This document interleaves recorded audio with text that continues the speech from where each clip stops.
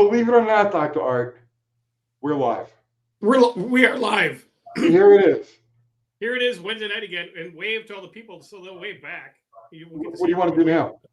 What? What do you want to do now? I don't know. Let's see who's here. I feel we've accomplished a lot already. we have. Everybody. We made it a week. We managed to line up the electrons to get our smiling faces on television. So, who do we got here? Of course, Mexican Spec, Driver of Misfits, Justin Billington, Lost Wrench, Joe K, Dickie Farley, what's happening? Good evening, all. So, Dr. Art, what's new and exciting in your world, man? Well, it's Wednesday, and I still own a '65 Barracuda that someone should have bought by now. God, no, fooling. It's creating its own aura in my garage, and it won't let anyone else enter or leave the garage at this point. Oh, it's terrible, man. They do that. They do that. Oh, and adding to the misery, you know that noisy rear end? It's locked up now. Which noisy rear end? In the Barracuda. When did that happen? It seized up. And I had a couple of guys come look at it, and they're like, don't worry about it. I'll buy it as is, but they still haven't come back to buy it. So I'm going to have to tear into that thing and throw some new bearings in their rear end so I can just get rid of the thing. Ooh, if I can get the rear end apart, because it's locked, it's seized. I can move, I could jack up each side of the car, move the tire a little bit, so it's not the axle bearings. So it's either the carrier bearings or the pinion bearing is seized. Yeah. See, I told you it had a weird noise that came and went. But I jacked up the back of it. This is when I first got the car. I jacked up the back of it. I rolled the wheels, spun the drive shaft, looked for any type of play or anything. Didn't find anything. And then I drove it, and the noise would come and it would go. I said, Dr. Art will find this. I'm not even going to think about it. Dr. Art will find this. He did. He did find it after a test drive, and I parked it out in the driveway, and I go to put it back in the garage up on the lift, and it was like, didn't want to go. And I'm like, the fuck? And then I park it. I go back out the next day, and it's just solid. And it's not the trans, because you can hear the trans in and out of gear, And I did get it freed up once, and then left it, came back out the next day, and it was seized up again. So it's just something's bearings are off and it's locking up, or who knows. So that sucks. But that's just par for the course. That's yeah. It'll just be more expensive with new rear end bearings. That's all that's going to happen. I had like 4 rears for that thing, and I scrapped them all about 2 years ago. Yeah, no, I'm not buying. I'm buying Kmart bearings and putting it back together with silly putty for fluid just to get it going. So what do we got going on over here? You've got the comments on your end there? Yeah. Okay. Power loved the live the other night. I always have fun with him, man. Scott is awesome. And we run off for hours. I tuned in for a minute, and you were talking about that life is out to kill everyone and to buy metal. It was just okay. That's what makes it fun. From the moment you're born, everything is trying to kill you all the time. Well, and it is, and it's like you said, it's designed for you not to win. Yes. Consume, pay taxes, and go back to work, and until you die. So, unless you're in the silver market these days, this little device right here that's packed with silver is very happy at the minute at $52 an ounce. 53. Oh, did it go up to 53 finally? Yeah, 53.14, I think at the last. I got to check for myself. Hang on. I should have it just automatically come up on my phone, but I don't. Yeah. Bing, 52. Bing, 53. Yeah. Gold is, well, silver is 53.05 and gold is 42.10. Yeah, my wife's like, I'm going to go sell some jewelry this weekend. Don't sell anything. I know, that's what I told her. I said, hang tight. It's going to go bananas. Don't even think about it. Yeah. Start buying more. I've started buying copper now. Yeah. I moved into copper. Apparently, people are having trouble logging into the video. And it's not us. We're not frozen or anything. And I have no trouble. I just pulled it up on my phone, and it seems fine. I mean, everything seems to be normal here. The comments are normal. Yeah. Boomer's saying, is it YouTube or Google messing up? It's got to be YouTube. I don't know. It's got to be because I just pulled it up on my phone, like no problem. Yeah. I could see myself. It's like interdimensional Tony and Art. Zach's Motorsports saying it's fine to him. And Tasha Teeling is saying it's down. Huh. That's not down on. I mean, I just pulled it up. Huh. If it's down, if it's down, how is she commenting? But this is true. Tasha, answer that. Yeah. People said like Dickie Farley had trouble in the beginning, then it just clicked back in. So it's just Hit reload, it's fixed. All right, so guys, if you're having a problem, hit reload. Evidently, yeah. And Jake. Oh man, say that 3 times fast. Jake. One time at moderate speed, never mind 3 times fast. Yeah, you get Jake when too many Altoids on your spine. Yeah. You did that really fast, Dr. Art.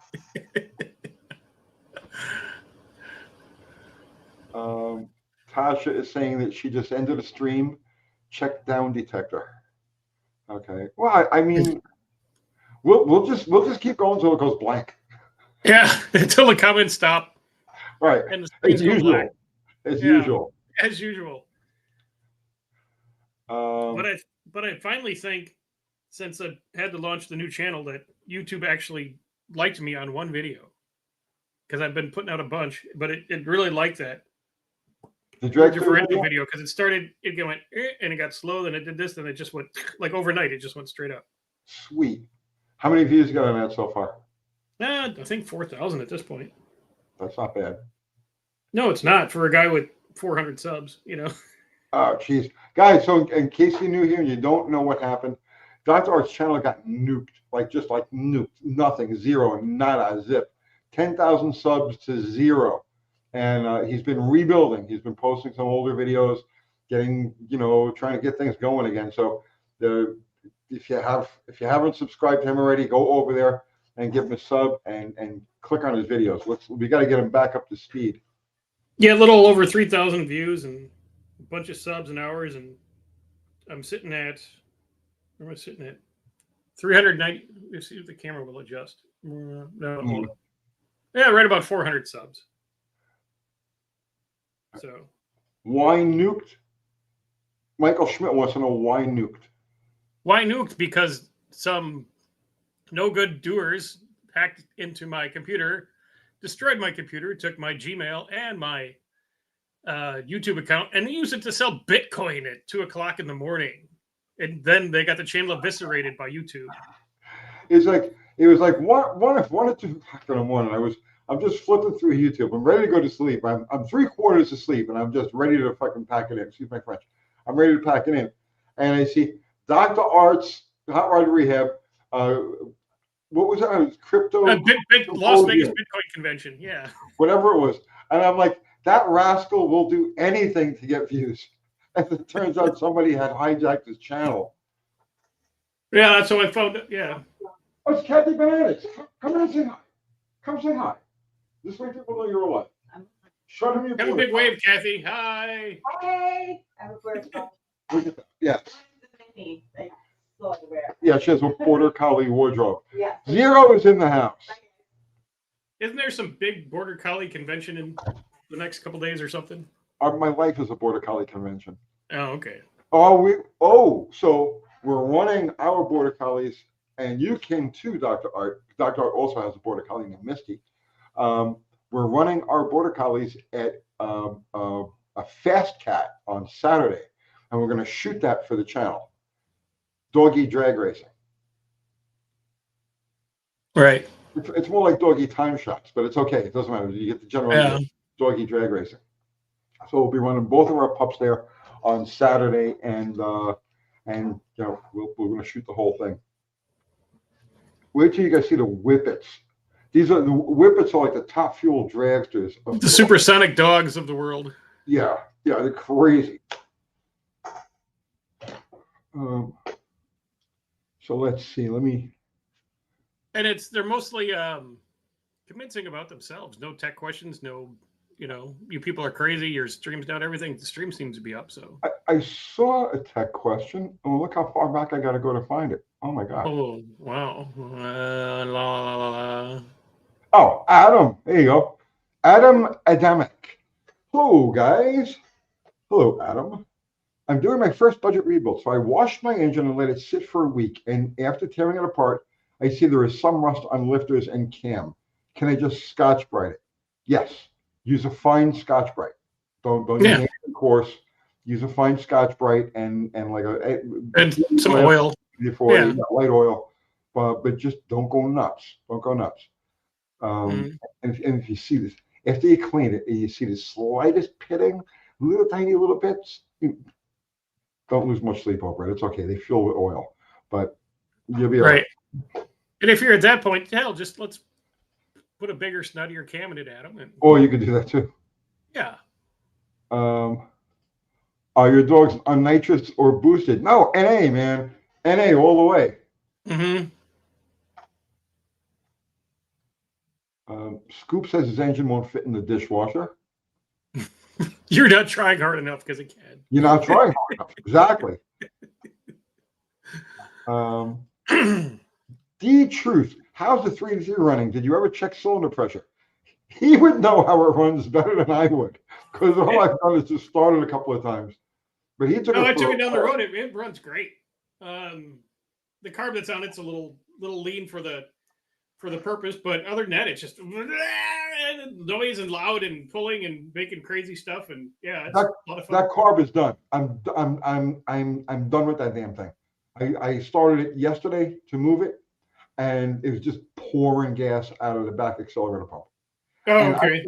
I have over in storage. I have an 800 Edelbrock, and I'm putting that on there, and that's it. It'll be fine. It'll be fine. Yeah.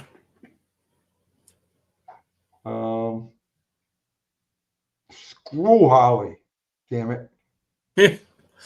Look at Luke Had's got a question. Gents, what's the best hand cleaner these days? Gasoline. Yeah. You ask, I'm telling you. Gasoline. You know what really works? It's a two-step process, because you use the Dawn Power Wash, the stuff that sprays it up the bottle, and that takes off everything, paint, everything off your hands. And then if you've been playing with gas, you drink a little Listerine and spit it on your hands and rub it all over your hands, and then rinse your hands off, and the gas smell comes out of your hands. See, I like the gas smell in my hands. That's what you're Yeah. No, seriously. Dawn dishwashing liquid.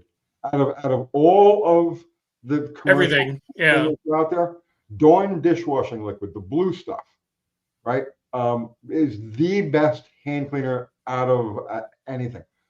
Gas is great to cut, like, okay, so if you're working on something, and let's just, because this happens, right? You work on something that's really excessively dirty, and you get to that point where you want to clean your hands a little bit, but you don't want to stop what you're doing. A little squirt by with gas, real quick with a shop towel, and you're back in action. And then when you want to finally clean up, like, okay, it's the end of the day and you're gonna go eat, Dawn dishwashing liquid. And you can't beat it. D Truth wants to know when he's going to see the new Sporty. The one that you've been obsessed with and riding all over Hell's Half Acre. And I have been riding it all over Hell's Half Acre.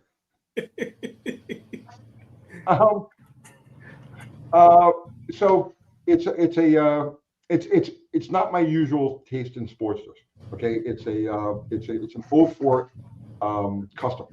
Okay, so it's got it's like a luxury bike. You know what I mean? It's like a luxury bike, and it has bags on it. I don't like bags, but they fit this bike, so I'm going to leave it. But it runs really, really good. I've been riding it all. It's an 05. It's an 05. So it's rubber mount, so it doesn't vibrate. It's like riding like an adult motorcycle. It's kind of neat. But I'm not going to change it. It's like the perfect, like you want to hit the road for an hour or two. I'm not a cross country road trip guy. That's just not my thing. But sometimes it's nice to just run out 100 miles and spend the day, and it's the perfect bike to do it with. So I'm keeping that. And then the other one, the one that's in the back room, my 1200, the one that I'm stripping hot rod, I got that running today. I stuck a battery in it, hot wired everything, second revolution, the motor barked off. It sounds awesome. So I'm going to probably get that up and running like out this week. Or no, not this week. This week I'm busy. Next week. Yeah. Michael Schmidt. Michael Schmidt. Yeah, vintage There he is. inliner 6-cylinder for street and occasional strip. What do you think about, and how would you do significantly lighten the crankshaft? It was a huge, robust counterweights advisable. Well, what engine are you using? Yeah, what 6-cylinder? Yeah. We'll come back to you, Mitch, Michael. Yeah, throw in which 6-cylinder it is. Yeah.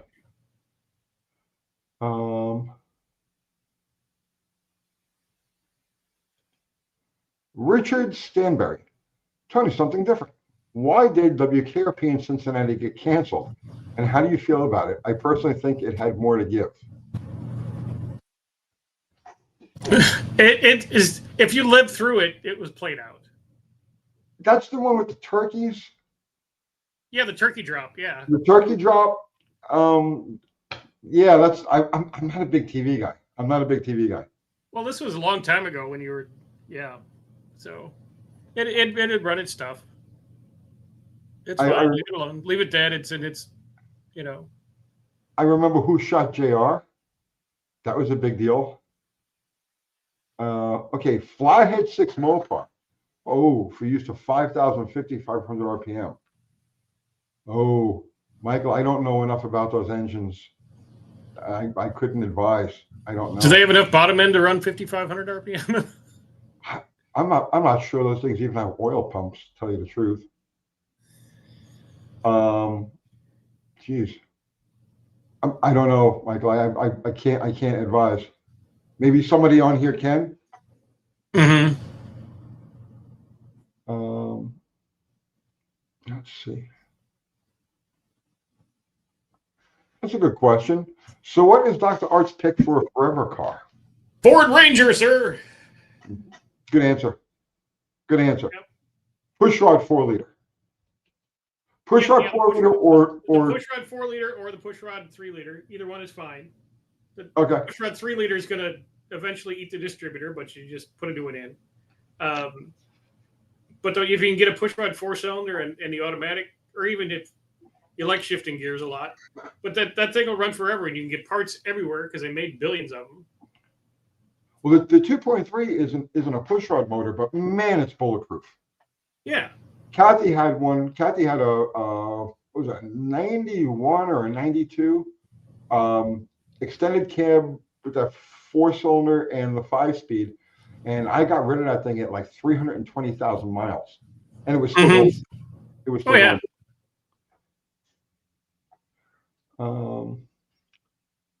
Let's see. Riff Raff Ruckus. I was just reading that. Yeah. Oiling tricks for the internals of a 440. I don't really do anything to them, honestly. Okay, put it in perspective, right? If you take a modern top fuel engine, which is based off of a 426 Hemi, all of the oil passages, like to feed the main saddles and all, are the same size. All of the feed passages from the oil pump.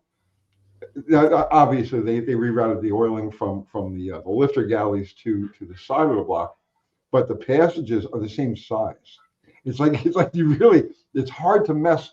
It's hard. So the only thing I would possibly recommend you do is with the oil pan.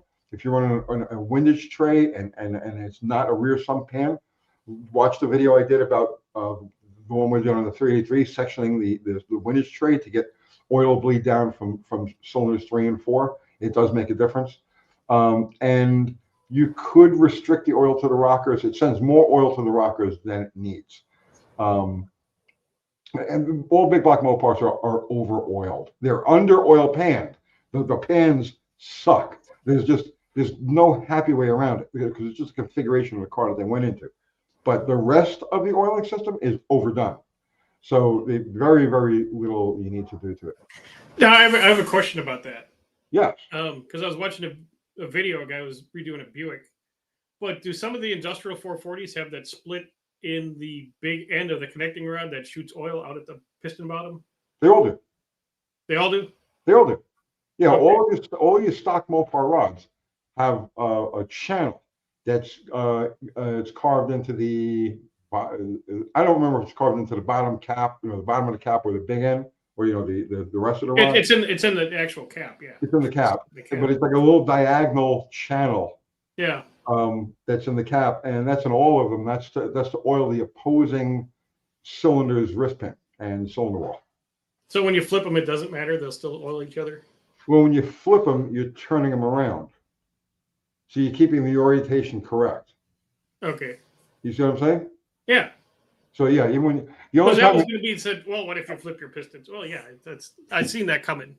well, like if you do it like on a 6-cylinder and you just turn it around like a slant six.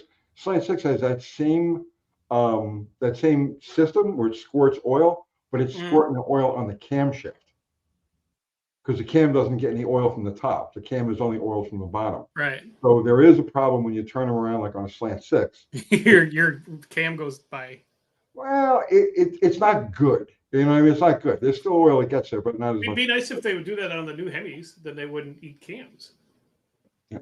The channel to oil the opposing cylinder is normal on those. You can block it off.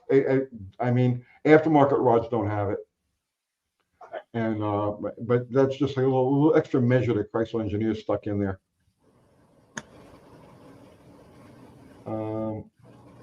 And Joe K, I seen it. Well, we'll get to that. Yeah, because that's where I think I've seen Steve Morris do that. He was tearing down a buddy's 440 to put in a charger, and he's like, "Well, if we just do this, and then if we just do this, and all of a sudden the thing's got 800 horsepower," and it's like, I just want a daily driver. I saw that. You had one? What? You oh had yeah, one? just Joe K. He asked before. He said, "Can you put a 5.0 in a Ranger?" I said, "Yeah, pretty. Your answer is yes, sir. I've done dozens of them, and it's pretty easy, and it's a lot of fun. I recommend it." Speaking of which, we have to move your Ranger. You want to do it this? Yeah, we can do it this weekend. Oh, you got the white Jeeps back up? Yeah. Oh, okay. Yeah. Whatever you want to do it. Gushing oil leak. Should do it early Saturday. It's supposed to rain, so. Okay. Yeah, I'm all for that. Michael Schmidt, for example, slant six, would you ever lighten one significantly? I think I remember you saying you used a newer crank over an earlier crank on one of your builds. Yes. So, I used the 1980 to 87 cast crank, and it's like the lightweight crank. It's like 20 pounds lighter or thereabouts than the previous generation crank. And in one generation of that or another, I even lightened that crank. And there was zero vibration. I mean, zero. It was like, so yeah, I mean, an inline six, yes, get as much weight off of the crank as you can. Just don't take anything off the critical areas, like the crank spooks and stuff like that. But yeah, by all means, carve away.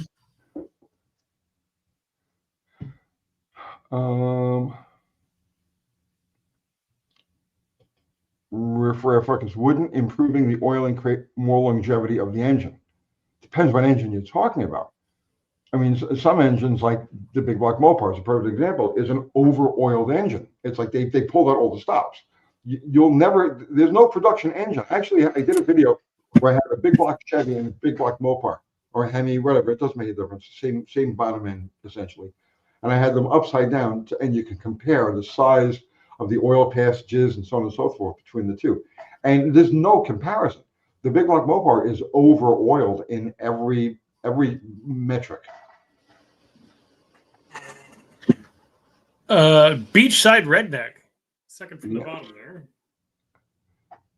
Just want to thanks to Tony. Been rebuilding a 350 small block Chevy, and you've been a treasure trove of information. Thanks, Tony. Well, thank you, Beachside Redneck. I appreciate that. Yeah, and he's got a great name too. It is a great name. Redneck Riviera, I imagine. He's down there right outside of Pensacola, right? Oh, that's most beautiful place in the world. I love Pensacola. So, Mark Sauvé wants to know, Dr. Art, which oil filter relocator do you use with a 5.0 Ranger? 90 degree Ford one. or an aftermarket simile of the factory Ford 90 degree. Because you don't need to do a remote filter with all the stupid lines and stuff like that. You just spin on a 90-degree one, lock it in, put it on an FL1A, and it's out of the way of everything, and you're good to go. Thumper wants to know, Tony, how can you have a 68 Le Mans to hook with way too much torque and too much foot? The answer to that is always mozzarella. Roughly, I don't believe he doesn't put mozzarella all over the tires and in the truck. You don't put on tires. It would take about 600 pounds of mozz poured. You have to heat it to the consistency of like of an oil, right? And just pour it, right? With trunk, floor, like the back seat area and stuff like that. 500 or 600 pounds. It will set up about probably close to like 10 inches thick, and that'll solve a lot of your problems, man. A lot of your problems. Mm-hmm. Mozzarella is the answer to everything.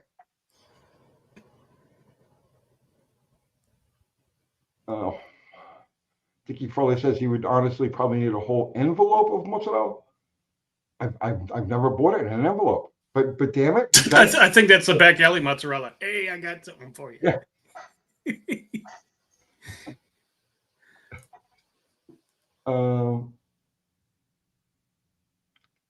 MW, do you agree with enlarging the oil pickup and a wedge from 3/8 to 1/2 inch Hemi size per the old DC engine Bible?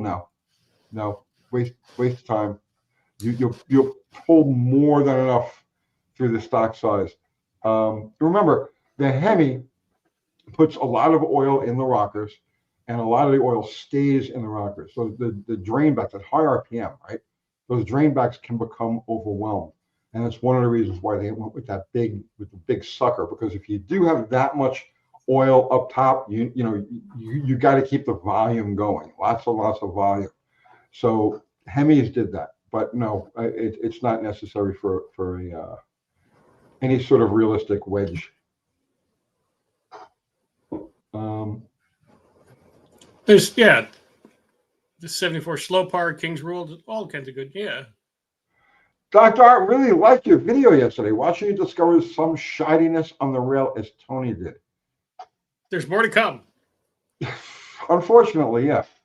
I started shooting a video on it today. It was like kind of almost like a follow-up to his, and I kept tripping over my own tongue and getting lost. And so I just stopped. As I'll do it tomorrow morning.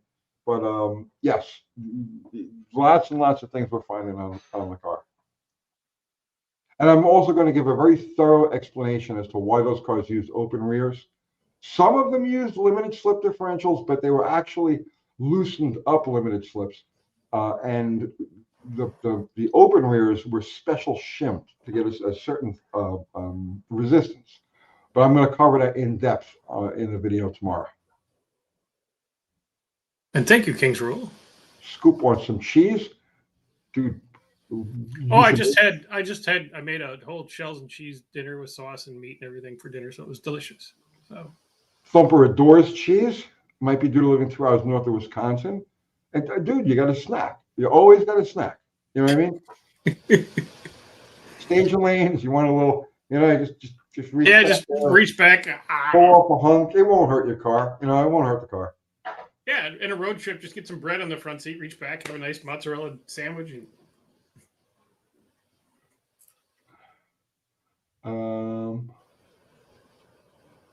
Josh Holman, it's good to have you here, man. Danny Boyd loves the queso. Oh yes, I actually had that today. I had chicken with rice and that all over it. Need more.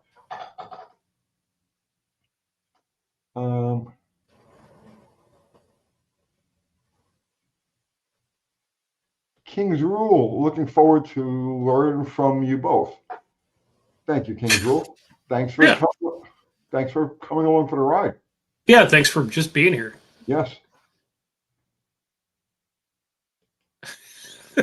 Go. It's pronounced queso. Yes. Okay. Yeah. Whatever. Jim. A lot of horses. Jim, where? Go up right underneath the comment before this one. This one? Yeah. I'm going to apply it as an asylum seeker. The Communist Green Cult in Canada have passed a law to ban all gasoline diesel engines by 2035. The big three are bailing Canada, Tennessee or Georgia. Tennessee, man. We're all here in Tennessee. Yeah. Georgia's too many taxes. You want to come here? I wouldn't worry about your current government there. It's They're just it ain't gonna stand too much longer. I wouldn't worry about it. no, they're just pickle smoochers looking for clicks. Don't even worry about it.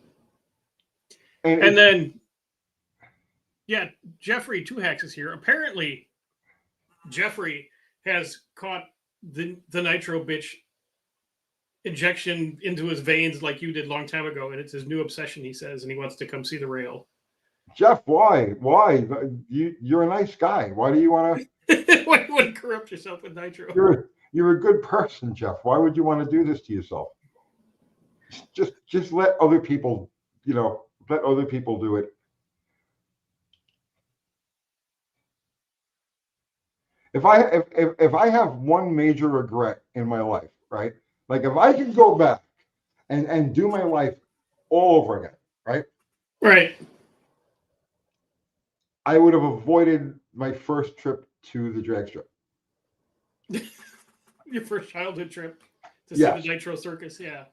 Yes. Well, I mean, the interest was already there, but that sunk the hook. And the Nitro thing was just a bad experience. It's been. There are some people who have a really good time with it, right? But they're insane, and I'm not. Anybody who goes through, let's say, a long period of career in Nitro or a life in Nitro, some people have a life in Nitro. These are damaged people, man. I mean, there's something not right, okay, with them. It doesn't make them bad people, but they're touched, okay. Yeah, I would have done that.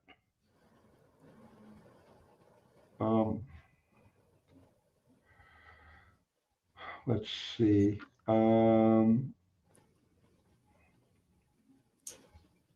Mexican spec. So what would I have done in its place?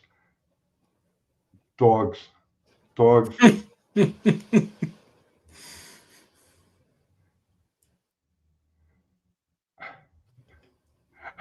Jim Vlahos. I bought an Uncle Tony's t-shirt that says, "This is sketchy even by my standards. I'm an aircraft quality control inspector." Yes. And words worth today. Oh, I bet you everybody asks you where you got that shirt too, right? Yeah. End of the day. Jim to the office, please, Jim. Yeah. Jeff, I am part of Brian Coleman. Oh, I know Brian. Brian's cool crew now. Helping in the pits and doing the filming, going to travel the Nitro Chaos circuit with them next year. As long as you just keep it at that level, man. As long as you keep it at that level, you'd be fine. But don't. Yeah, and then pretty soon you're the, what do they call it? The guy underneath the car pulling the pan. Diver. The diver. That was you start as a diver, then they hook you in, and then they say, "Well, kid, if you get good at diver, maybe you can be the cylinder head guy." That was my all-time favorite position because nobody bothered you. The diver. Mm-hmm. You guys don't know, the diver is the guy that gets under the car, pulls the oil pan, and then pulls the rod caps, and then mains if necessary. And the thing about that job is that nobody bothers you because, like, you've got 2, 3, 4 other guys up top, and they're all working on the heads and the blower and the clutch and blah blah blah blah blah, and they're all bumping into each other, and you just got your little cocoon under the car, and it's just like you get your own tools, and nobody bothers you. You're looking at feet everywhere. There's just feet and stuff like that. And you don't have to talk to anybody. You just climb under there and do your thing. And that was always my favorite position in the car. The only thing that sucked was that fuel lines we get. It would never fail, okay? Because you have all the fuel lines hanging off the pump. So once the blower is off, the lines just hanging, and they're always got nitro in them. And you're under there, and there's always nitro pouring down on your face and going down your neck and shit like that. But aside from the nitro in the eyes occasionally, I love that. That was my favorite position. And then looks like Chris, top of the chat thing here. Crit. Talking about his one up from Oh. that one, yeah. Chris, 6 of my grandpa's old El Camino. It's got a full bolt 350 crate with Edelbrock carb. I hit it pretty hard leaving the show yesterday, and the car cut out for a second when I let off the throttle. But it came right back. It hit pretty hard leaving the show yesterday. Shouldn't do that, man. Okay.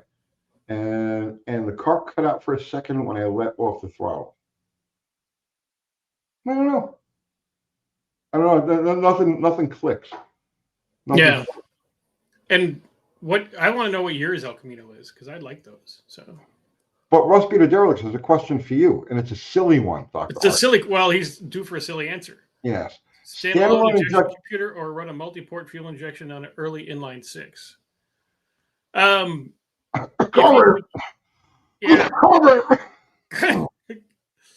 If you're going to go down that path, okay, and do a standalone, you're going to need to build yourself some kind of crank trigger, so the engine knows where it is. And if you're going to do some kind of multi-port on it, be prepared for disappointment because they're finicky. And it's an inline 6, so it already starts as a silly question. Why isn't it an 8-cylinder, and why isn't it have a turbo?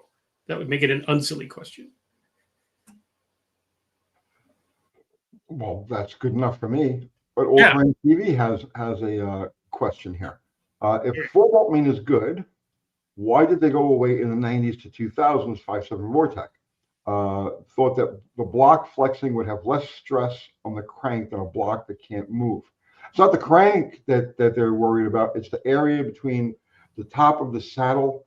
All right, so the 4-volt main, what it does is it ties the outer parts of the block, the stronger part of the blocks, the skirt.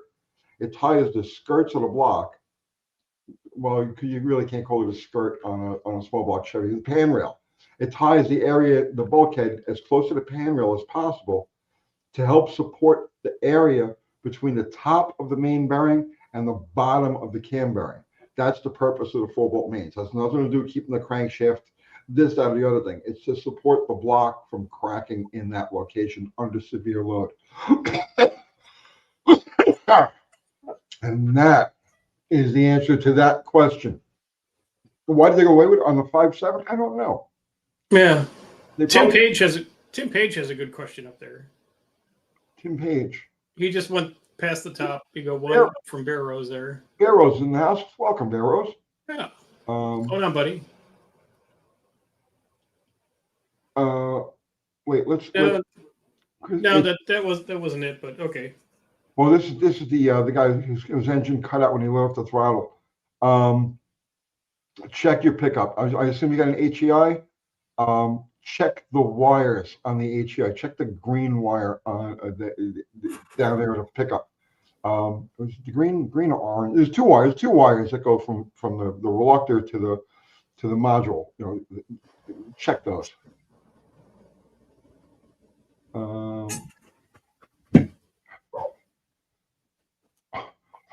Michael Schmidt, Tony, what are the top changes in your life since becoming a full-time YouTuber? I've become a recluse, like a neurotic recluse. I'm afraid to go any place that anybody might recognize me. Yeah, I'm not joking. That's no, it's true, folks. Yep. And he won't wear a disguise. He won't wear a sombrero and a pink gaucho. No, I am who I am. He always wears. Yeah.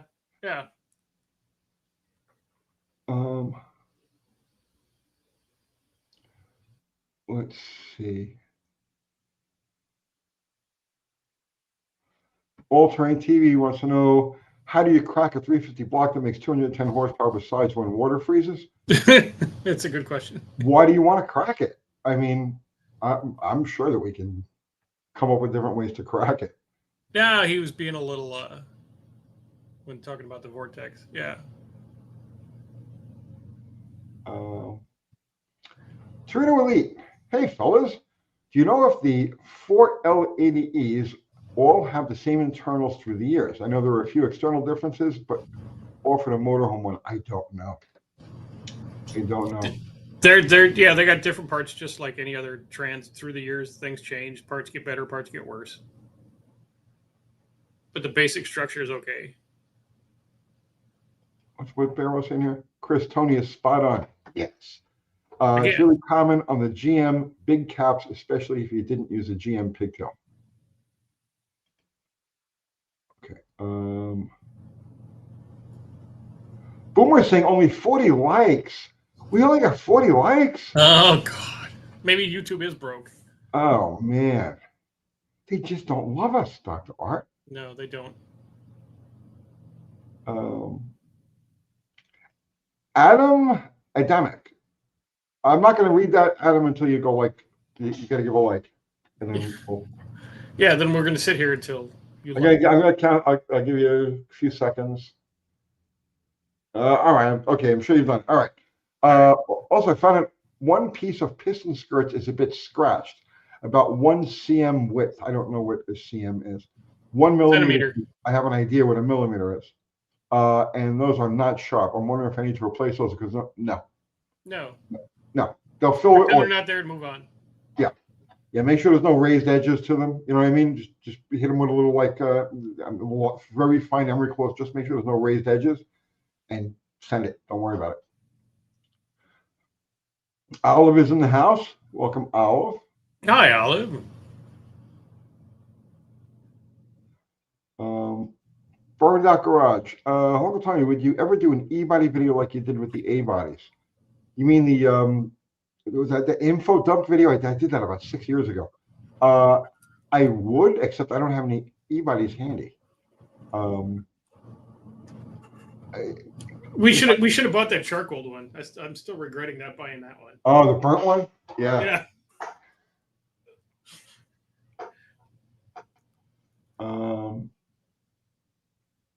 Let's see. All right, Adam gave a like. Thank you, Adam. There we go. We rock. So let's see.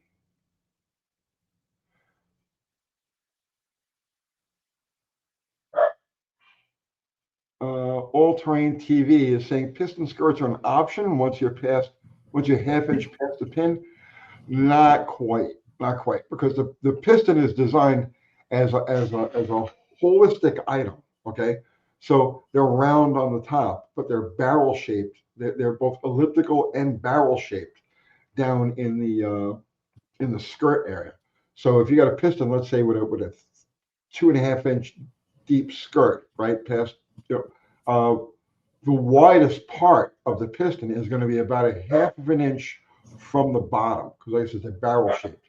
So yes, unless the piston is designed for a little short skirt, like a high end race piston, but street pistons, no, you don't mess with the skirts, because you need all of the different shapes that are encompassed in the bottom of a piston. You need them. They're all designed in place to work together, and it's especially critical with cast rings. And then all the way at the top, Tim Page, because that's a good question. Tim Page. Hi, Tim. Did you leave a like? What do you think? Did you think you left a like? Tim did. I mean, all right. Tim's a stand-up guy, so. I'm backyard building a 360 for my 76 Charger. Stock 318 and 904 auto currently. Well, I need to swap torque converters when I get to the point of engine swapping. Okay, you don't have to swap the converter, but you do have to add weights to it. Okay, so I don't remember who makes it. There's a weight kit that you can buy. I'm trying to think who's. Search Mopar torque converter weight kit.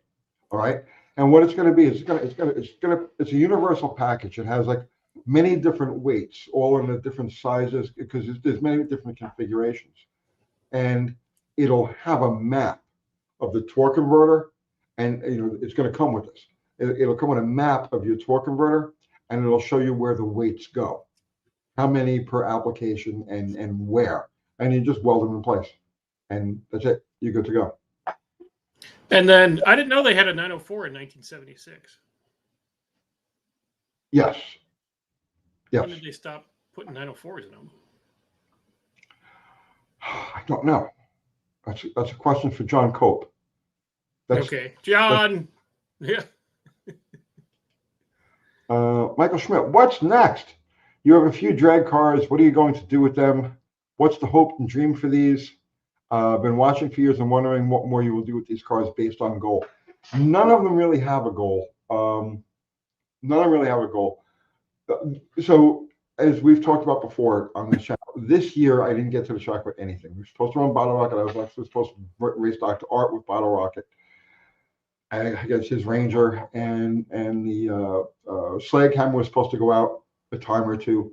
And I'd like to get that car in the sevens. Right now, that's the only goal that I have for it. But Kathy, Uncle Kathy, one who runs this show, there's like the muscle behind the scenes, has MS. And she had a bad episode for about 4 or 5 months this year, and I could not leave. It was just impossible to go to the track, impossible to do anything like that. And all I was able really to do for 4 or 5 months is run to the shop, shoot a video as fast as I could, and then get back here and take care of the dogs and her and everything else. So that's why there was no trips to the track this year. There was no the last time we went to the track was with the Belvedere with the propane engine, and that was rough. That was bad. That was really bad because she was there shooting video, not able to walk. But she's up and running. She's in remission right now. Everything is good. She's running with the dogs. She's doing all these. So, but we're still way behind. Still need to get back out and catch up with the cars. But I have no real goals with them. Bottle Rocket is what it is, and we'll take it out and use it the way it is. Slag Hammer, I want to get a 7 out of that 383. It's got it in it. It's just every time I take it to the track, it's just a stupid thing that happens. And then I have a 440 that we're going to build for that. Then MP Speed and Fabrication. You have a Carter AFB competition series. It keeps flooding. It's stop signs slowing for curves. Okay. I set the float heights twice, but now no luck. Could this be a bad Venturi gasket? No. Idle's fine. Oh, wait. Could this be a bad Venturi gasket? The booster gasket.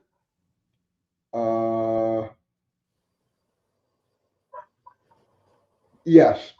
Yeah. More likely that the screws that hold it down are loose. The gaskets, I never see those gaskets go bad, but they do get loose. Yeah. I've seen those screws come loose. So pop the top of the carburetor off and just whack them down a little bit, make sure they're tight. Yeah, that could do it. That could do it. And then that's not important.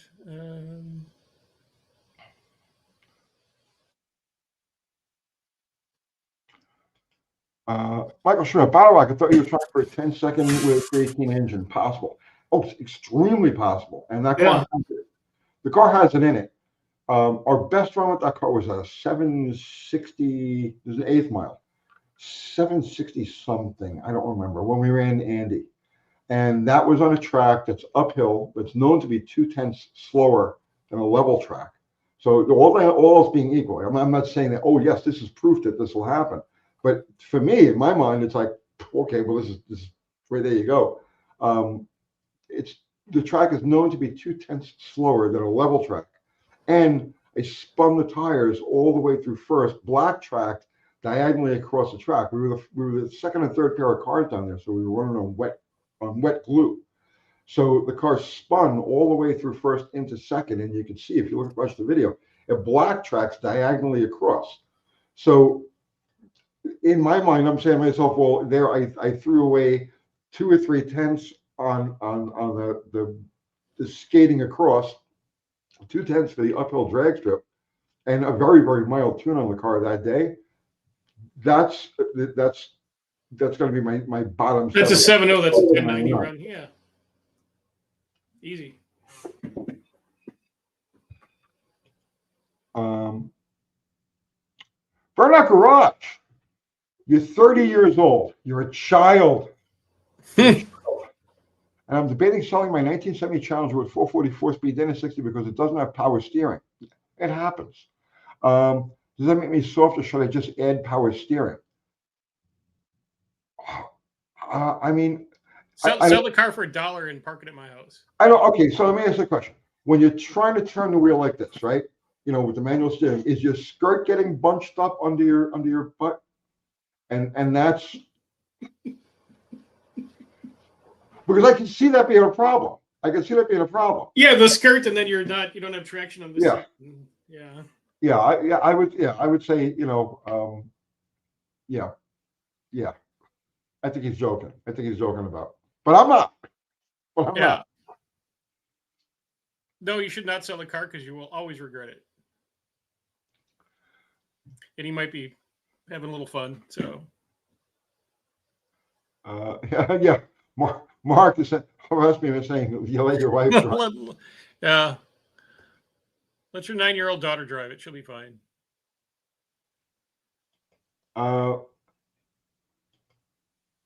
Yes, Mission Improbable is still around. Yeah. And there's a possibility I take it on Friday night. Possibility. I'm not sure yet.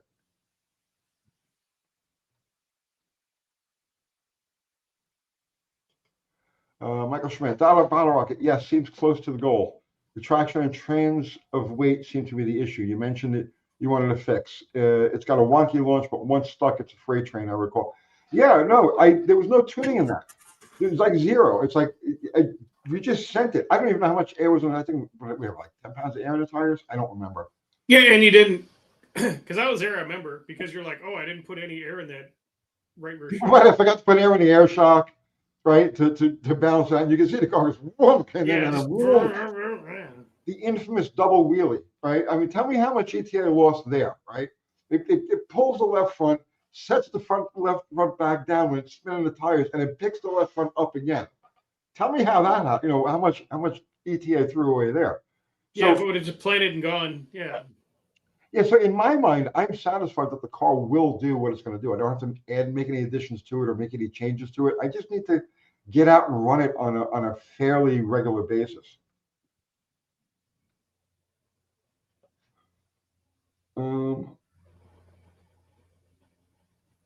Let's see.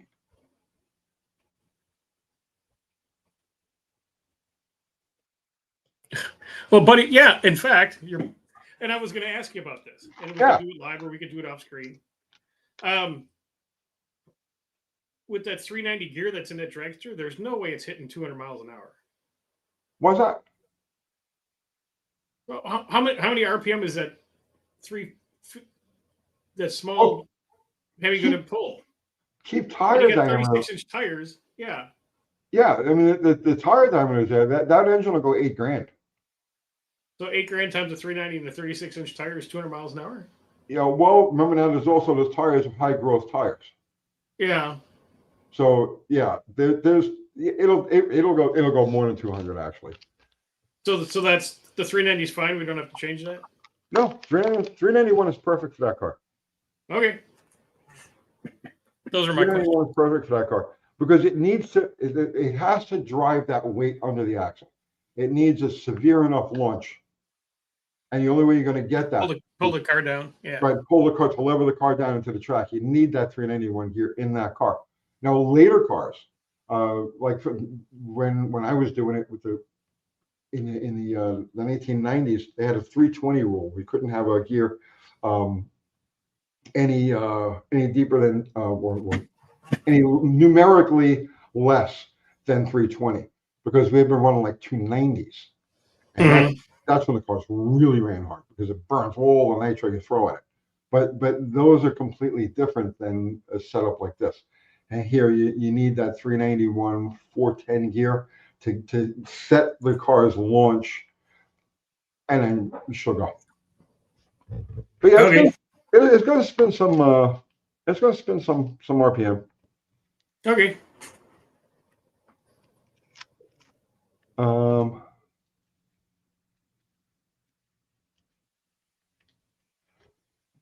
Burnout Garage. Did you catch Brian's video about nitromethane? I did. He went into history of Nitro with Vic Edelbrock turning a stock flathead for Nitro. Super cool stuff. Everything he does is first rate. It's incredible. I'm really looking forward to seeing part 2. He actually takes this whole YouTube thing seriously. He does. Unlike the rest of us slobs, he's actually out there being a professional. The first one is the second one. I'm gonna pick apart and I'm gonna be deliberate pain in the ass and text him and tell him where he made a mistake, because I'll find it. But in the first one, couldn't. And it was perfect. Well, hang on. Mopar K is here. So Mopar, hey Mopar K, how are you? Mopar K, don't play. Do not try to play with Mopar K. no, she'll cut you. Yeah. Yeah, she'll cut you. She's always got a shank. Or she's always, yeah, please.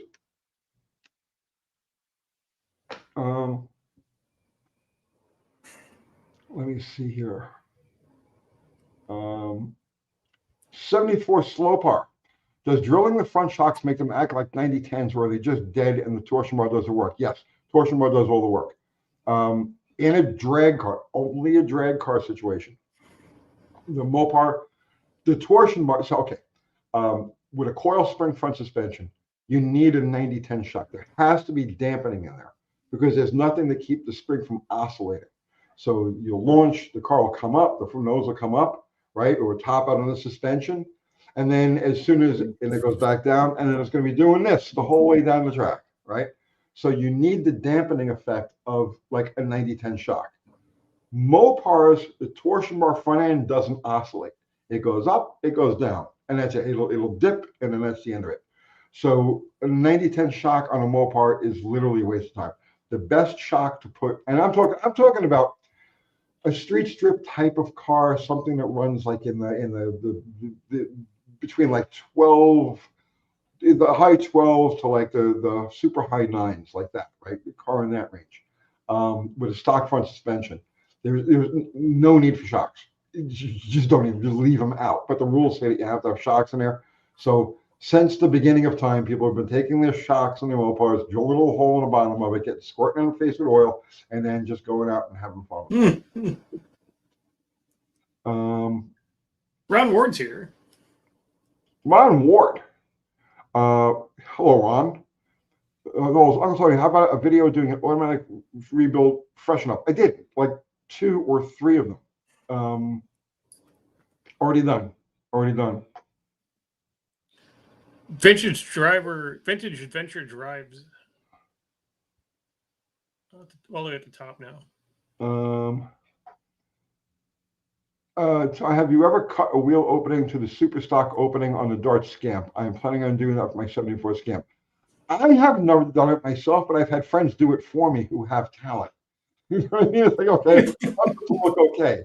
So, yes, I can't say I've ever done it myself, but yes, I've had cars with that modification. Greetings, Andrew Button. Greetings, Jason's Garage. What's going on, buddy?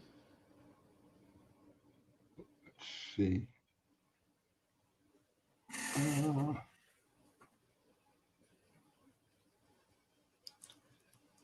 Maybe you can answer this one. Okay. Any idea if I need alternate TV? Any idea if I need new springs or shocks on my S10? It's not springy when you push on the fender. It rebounds fast and is very jarring. Shocks are 5 years old. Springs are original to 1993. Springs usually don't go bad. The sag. Yeah. You know, you'll notice the front of the They'll car get weak and drooping. sag, but they don't. Yeah, they're not going to cause any harshness. Right. It's not springy when you push the fender. It rebounds fast and is very jarring. So, it's in your springs, man. Yeah. Not the springs. I'm sorry, the shocks. So it's the springs. It's in your shocks.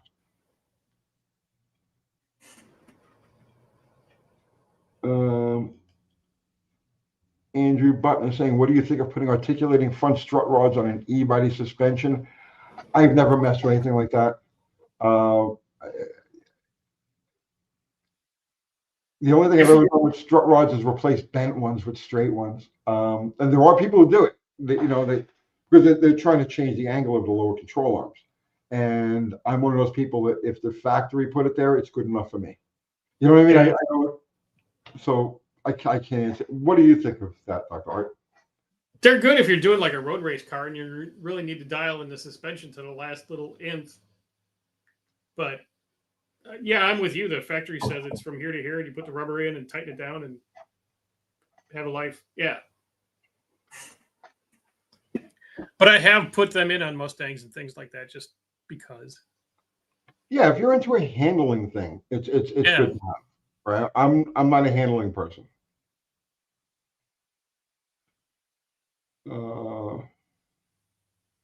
Ron Water saying he's currently munching on delicious pan-fried dumplings. Thank you for getting me hooked on these things. I went through a phase, man.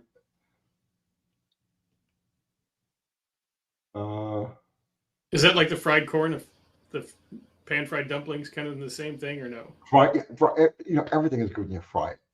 It doesn't matter what it is, just fry it. It's excellent. No, Pan-fried. Yeah. Deep fried get crunchy. Pan fried just gets a little crisp, but it absorbs all of that fry taste. Yeah. You know.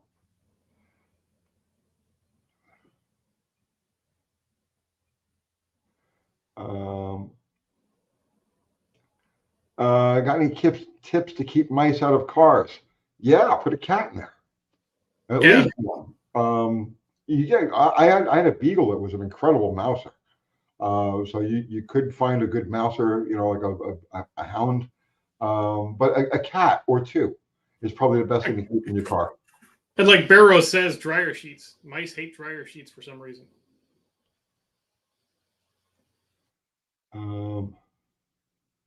Carmine Massey is saying cars running rough.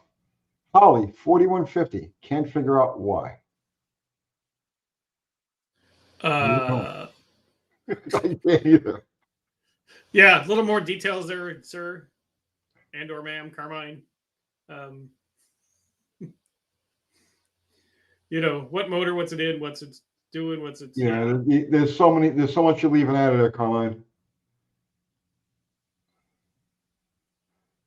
Dakota. I'm sorry, bro. Dakota's cat passed on today. Well, sorry for your cat. Yeah, sorry, man. Mark Sauvé likes the chairs in my background, which are actually real, so it's not a drop down. Okay.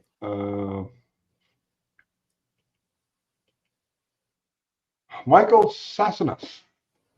Could you explain engine run-on or dieseling? What's happening and how to tune this out? Okay.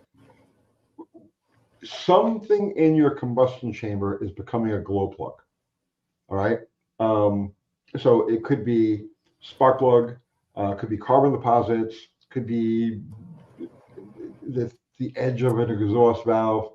There's a lot of different things, but something is becoming a glow plug, and it doesn't actually have to be a crazy glow plug. It just needs to be hot enough, because when you're compressing, you know, gasoline, you're compressing the mixture, that's making its own heat, and it's kind of just short of acting as a diesel anyway. It doesn't really need much to encourage it to actually act like a diesel. Generally speaking, it's a combination of that and having the idle set too high.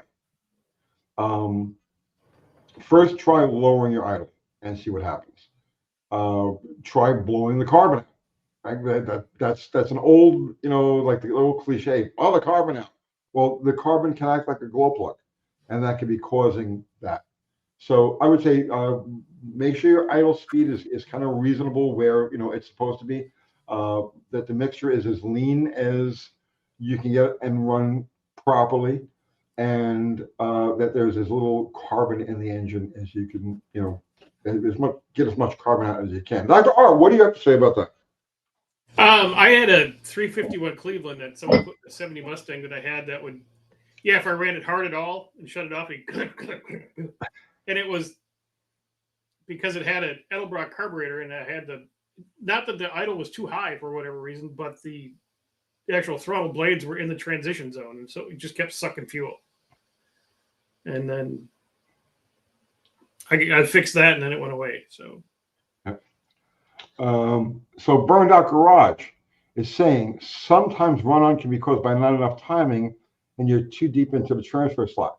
Well, the not enough timing, right, or retarded timing is causing high combustion chamber temperatures, and that leads to glow plugs. So it's not that the timing itself being retarded is the problem. It's the result of the timing being retarded causing the hot spot. And then, of course, like you just said, too deep into the transfer slot. Mm-hmm.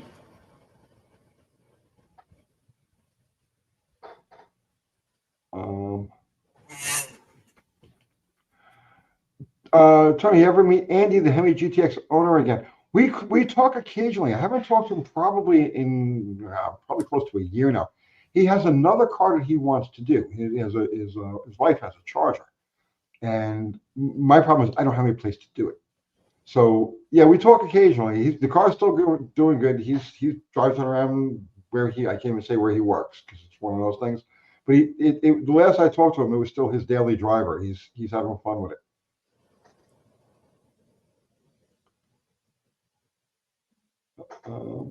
What does he want to do to his wife's Charger? Brian Power, who do you consider an equivalent counterpart and resource to yourself in the world of autocross or rally? Dude, I know so little about that I couldn't even give you an idea of who you could follow, or I don't know. Dr. Art lives for that stuff. He loves turning a freaking wheel like crazy. Yeah. So who would you consider to be a good source YouTuber for handling? Probably like somebody like Adam LZ or somebody, one of the drift guys, because they know more about suspension than you really need to. Not so much autocross, but that's what they do. They're all about suspension. Yeah. I don't really watch too many autocross videos because been there, done that. It seems boring to me. And it depends what you have. Like the C10 guys, they got a whole freaking chassis that they throw under those things for handling. Yeah, I know nothing about it. Yeah. I see people doing the handling, and I'm like, they're tearing up their tires. Why are they doing that? You get to buy 4 tires instead of 2 tires.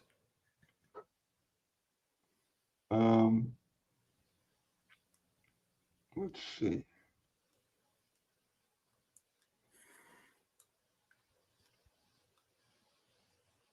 Oh, wow. Tony actually utilized some of your content. Nice. But he has an 86 C10 with a TBI 5.7 converted to 4160 and HEI. Kept dieseling. Timing was way retarded. Give it a nudge, man. Mm-hmm.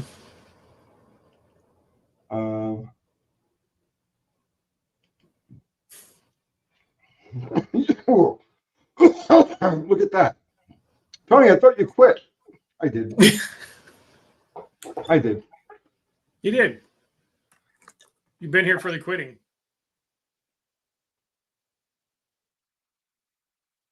Let's see. Ari. Yeah, I remember Ari. Ari's a good guy. Mm-hmm.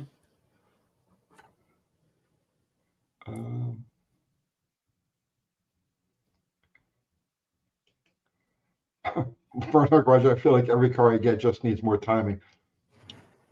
So this is no lie, right? I'm telling you the God's honest truth, right? So I was 15, right? And all of and I've been tinkering, with my neighbors. One of my neighbors was a mechanic, and he worked out of his house, and I tinker with this, that, and the other thing. So I already had an idea what was going on, and I used to hang out at 7-Eleven on Amboy Road on Staten Island, right? And I go up there after dinner, and hang around and drink coffee with anybody who was around, right? And there were a couple of car guys that were pulling in. One of them was this kid, Nicky the retard, right? And he had a 304 Javelin.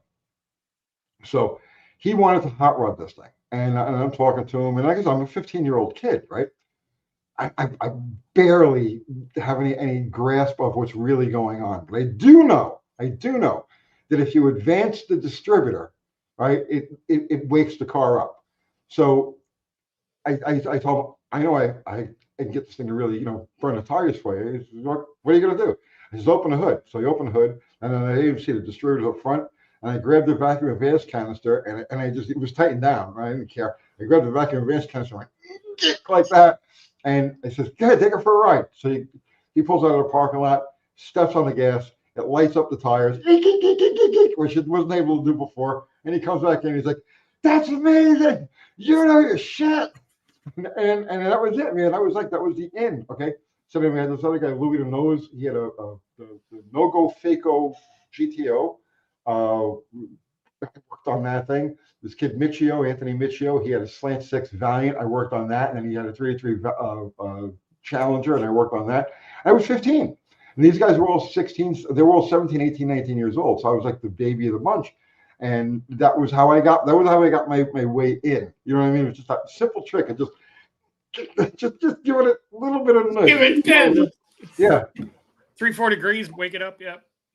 This guy knows his shit.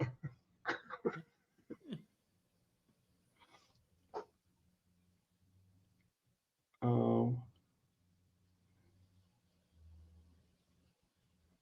there he is. Ari's in the house. Hey, what's going on, Ari? Ari, we were just talking about you. Well, not really. Somebody brought up your name, and I said, "Oh, he's a good guy." Mm-hmm.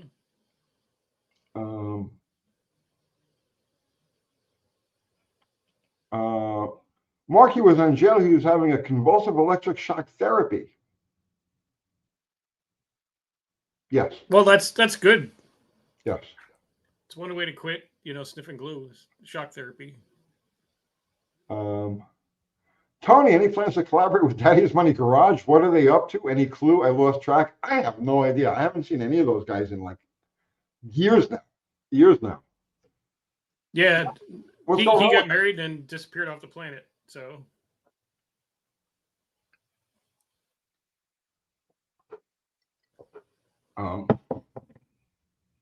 All-Terrain TV.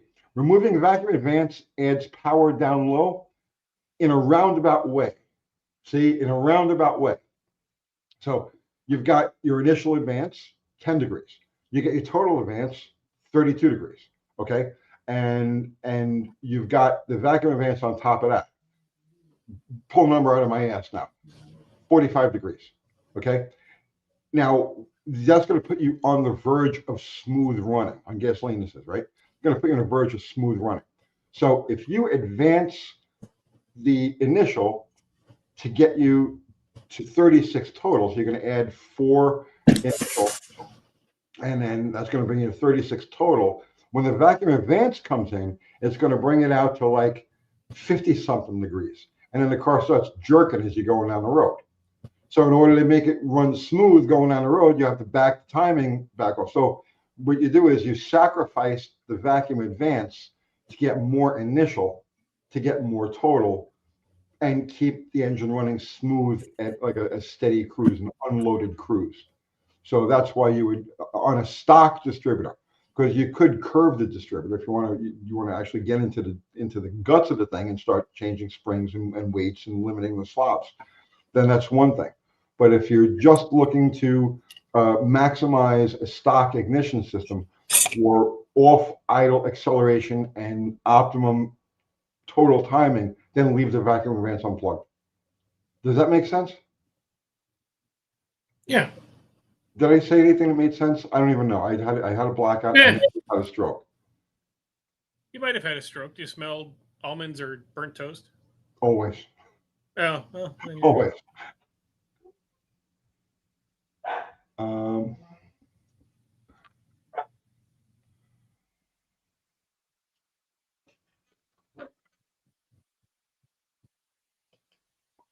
Mark, yes, lose the springs and weld the distributor. Yes, that's the way. It's always the way, for me at least.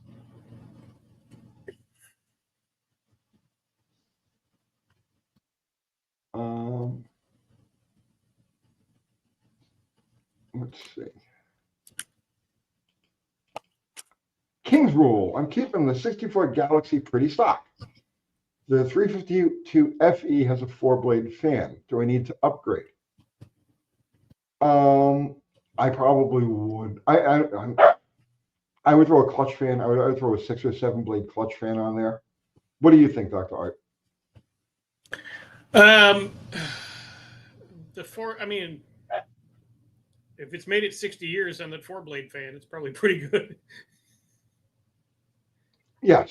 Yeah, and if it's a 352, they've got all the wall thickness and everything in the world. That thing's going to take up a lot of heat, and yeah, I think you'll be okay. I wouldn't mess with it. My opinion. I could be wrong. That's a good opinion. If it ain't broke, don't fix it. But if you are going to make a change, I would perhaps throw a clutch fan on there just to free up the power.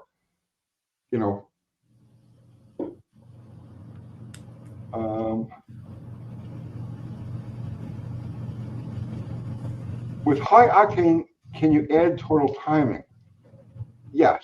With higher octane, the engine will take more timing before you find yourself in detonation, spark knock.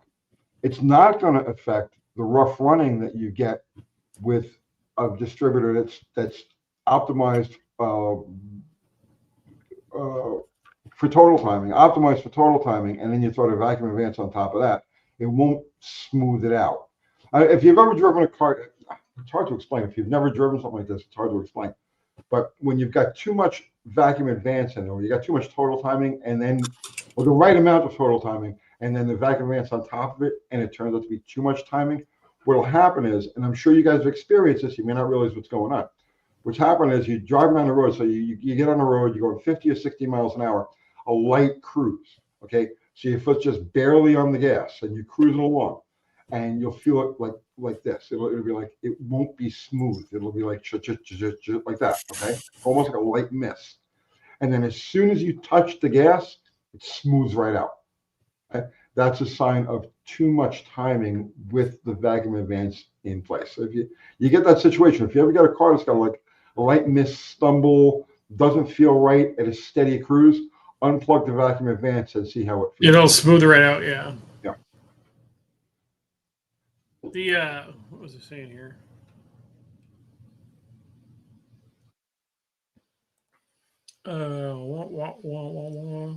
Dalton Jester, right up at the top. That's a good question. Oh, I'm gonna go find them. 8:21 p.m. Yes. There you go. Hello, Dalton. I have an 87 B150 with a 904. Second gear doesn't engage. Front band adjustment is adjusted per manual, but there are no threads showing. What do I need to look for? No threads showing. On the adjustment nut, there's no thread showing? Well, that's not adjusted right then, sir. I don't believe.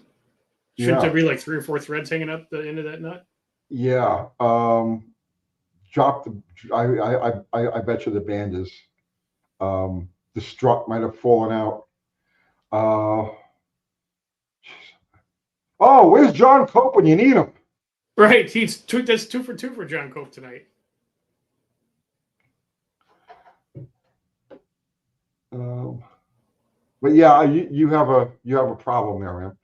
Unless it down linkage or the throttle position linkage, is that attached and is it adjusted properly? Because that'll delay a second gear shift to crazy high speed.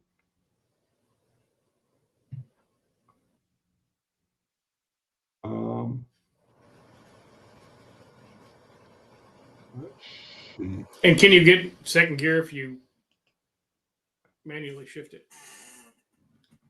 It won't manually. No. Oh, okay. It'll still hold it back.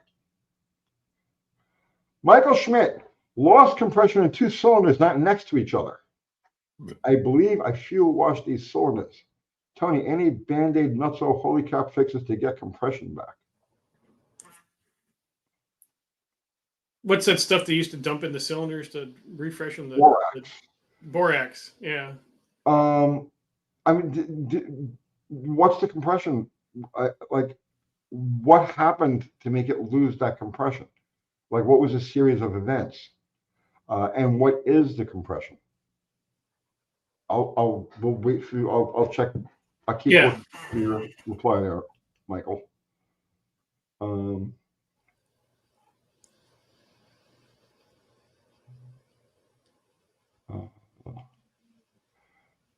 Thumper saying a guy in a Hyundai wanted to race me in my Cuda today. Apparently, it's the 614 horsepower EV SUV thing. Listen, some of our EVs are pretty damn quick, man. Yeah.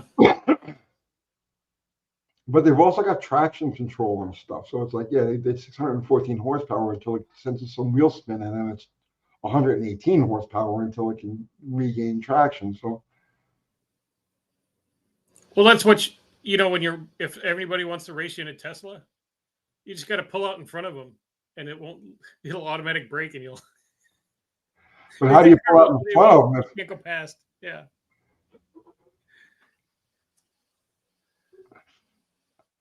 King's Rule, thank you for the super chat. Tuition, thanks, guys. Have a coffee or a beer. Thank you.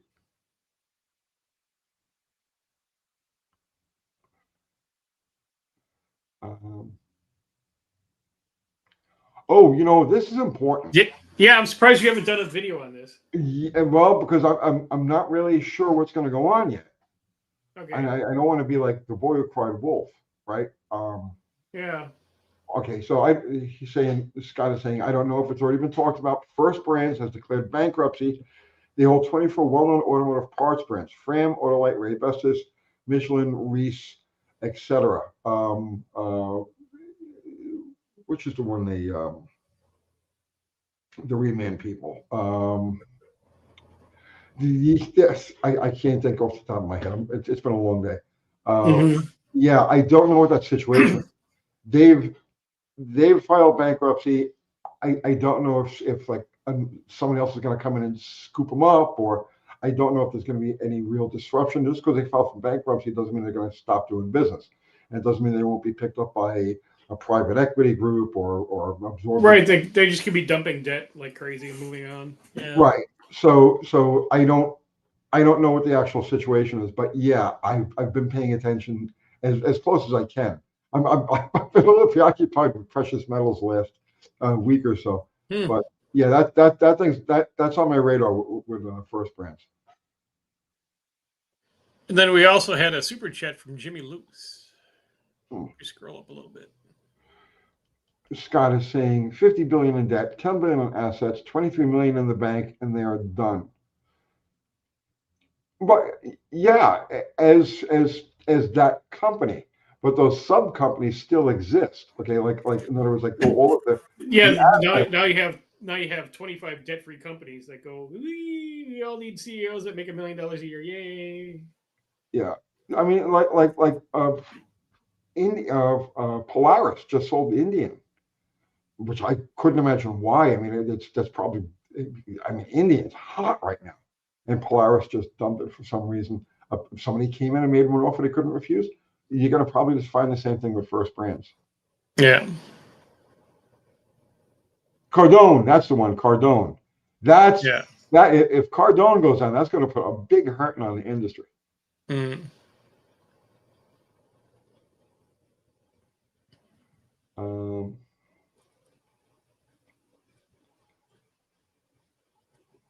Let's see. You see Jimmy's super chat up there or no? No. I'm going back. 826. Oh, there it is. Jimmy, thank you, sir. Gentlemen, how do I stop beating myself when I'm working on my Mopar project and make a mistake when learning something new like bodywork or paint? How do you stop beating yourself up? Are you talking about physically? Because I did it the other day. You never see me wear bandages. You know that if I'm wearing a bandage, it's a weird injury. I've never had this happen before. The meat got guillotined by the nail. It was just a weird injury. It's not particularly gross, but it hurts like hell. Or you're talking about mentally. How do I keep beating myself? How do I stop beating myself up when I'm working on my Mopar project and make a mistake when learning something new like bodywork or paint? You have to embrace the failures, right? That's. How can I explain to you? Yeah, Jimmy, nobody gives a shit but you. Right, exactly. Nobody cares. Yeah. Nobody cares. But that's if you take it from the perspective of somebody of being judged by other people. You're talking about from an internal standpoint. You know, it's like, oh, I failed, right? No, you didn't fail. You learned how not to do something, which is as valuable as learning how to do something. It's part of it, right? You never would have learned how to walk if you didn't get completely disgusted of falling over every time you tried to stand up, right? In your crib. You never would have learned how to walk. It took mistakes, and it took overcoming those mistakes to learn how to do just the most basic things. And it's true with anything you learn in life. So when I screw something up, and if it's not too expensive, you know what I mean? Because sometimes you cringe. It's like, oh, I paid so much for that. But if it's you know, a bodywork mistake or a welding mistake or a tuning mistake, whatever it happens to be, I make mistakes all the time. And I'm dumb enough to show you guys when I do. It's a learning experience. It's a learning experience. Right, Jimmy, you have to remember that nobody was born a plumber, a welder, a body man, or a paint guy. They learned it. And you think their first cars they painted didn't look like shit? Well, they did. Yeah. And if you're just doing it as a hobby, well, you've taken all the fun out of it. Just go, that sucks, but I can go do burnouts and it's still fine. And you go back and you watch videos and how-tos and you fix it later, or you ask somebody and it's fine. Everything. So I do a lot on this channel, right? I talk about everything. Okay, within the world of cars, vehicles, and every single thing I've learned came from making mistakes, right, or being puzzled by something. Like, how the hell did that happen? And you fix it the way you think it should be fixed. And it happens again, and it's like, what happened? You know what I mean? And now you have to start doing the deep dive and like, what really happened? What's the chain of events here? You know what I mean? That's just part of it. It's part of it. Your mistakes are a blessing if they don't kill you. Yeah.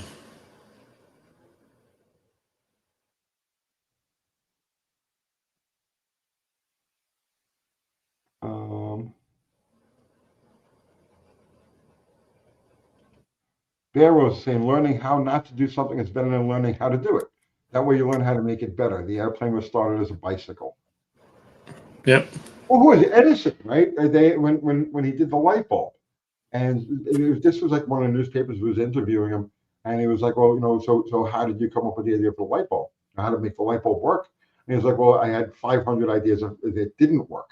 You know what I mean? It's like, you find all the ways that something doesn't work, and then you finally arrive at what does. Then you're like, oh, holy shit, it works. Yay. Yeah.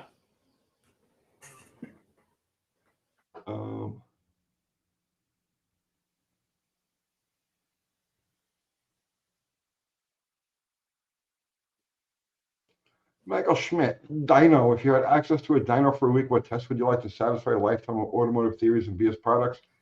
I wouldn't. I'm not a dyno guy. Dynos are neat. I'm not saying they're bad, but in my mind, the dyno doesn't equate to usable power. Things are always different when you put them on a car. A dyno room is it's a controlled environment.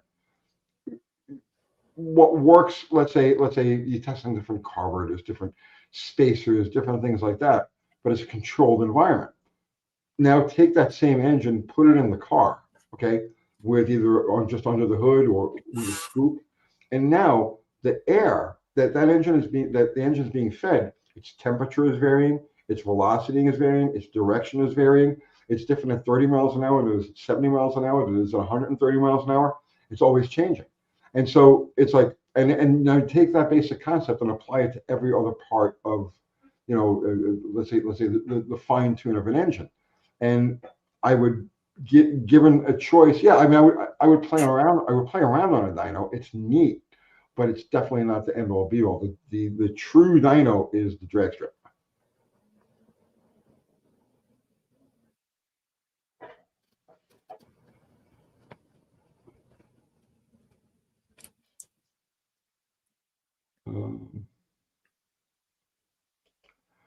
HW wants to know, what do you prefer, carburetor or EFI? Well, you know, that's He's one way, I'm kind of the other, but I mean, either way, they're fun. Tony hates fuel injection. I like factory It's not a injection. daily driver. If it's any kind of spirited driving, he wants a carburetor. Yes, any type of hot rod, anything I have to rely on. Honestly, anything I have to work on regularly, I have to rely on carburetor, hands down. I have a bunch of XJs; they were all fuel injected. I kind of overlook that, right? I'm waiting for things to take a shit with one, and then I'll convert to carburetor and conventional distributor. But they're pretty bulletproof, so I don't have that opportunity.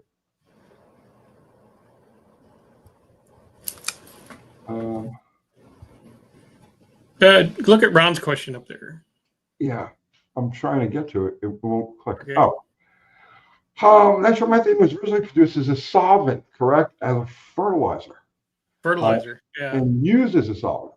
What stuff did the original nitro users clean with CH3NO2? No, okay, so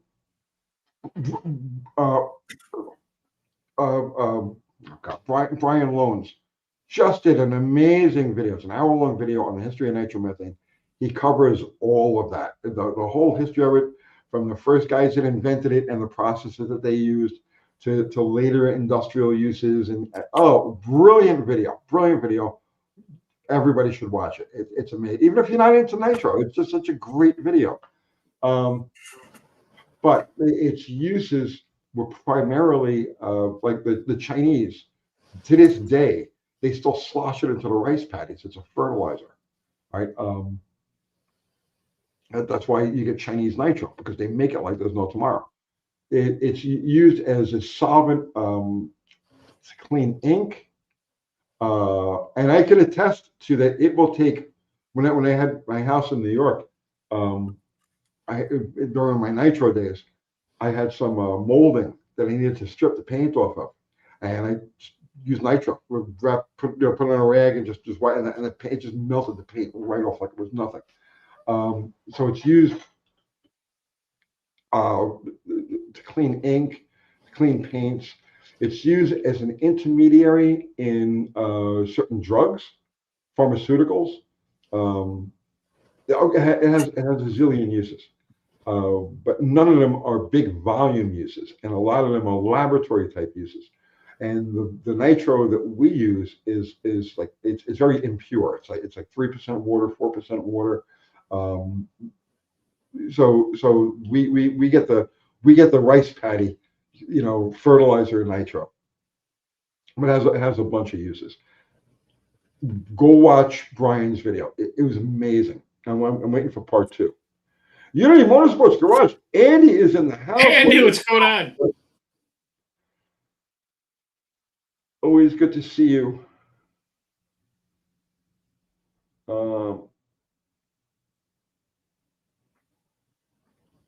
Let's see. HW is all carburetor himself. Yes. Joe K, the one flaw of the XJ in Tony's mind is that they're fuel injected. Yes. Yeah, absolutely. If I had to pick one thing about those vehicles I don't absolutely love, it's the fact that they're injected. Bear Rose, the only thing that's better than a carburetor is multiple carbs. Around today. One of my favorite things, man. You ever drive like a street car, like a street Hemi, or anything that's got dual quads on it, like a pair of AFBs with progressive linkage, and you just barely tickle the second carb open, and it's like a little nitrous shot. It's like you give it a gas, and you just crack that second carburetor open a little bit. There's nothing like that. I love that.